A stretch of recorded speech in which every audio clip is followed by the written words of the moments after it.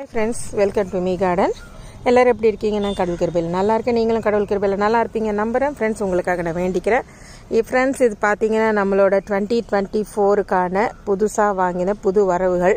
தக்காளி நாற்று, பச்சை மிளகா நாற்று, கத்திரிக்காய் நாற்று. பட் என்னென்னா இதெல்லாம் நாற்று விட்டு வளர்க்குற அளவுக்கு பொறுமை கிடையாதுங்க.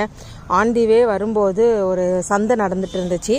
அந்த சந்தையில் பார்க்கும்போது பார்த்திங்கன்னா நல்லா ஃப்ரெஷ்ஷாக கத்திரிக்காய் நாற்று, மிளகா நாற்று, தக்காளி நாற்று இருந்துச்சு.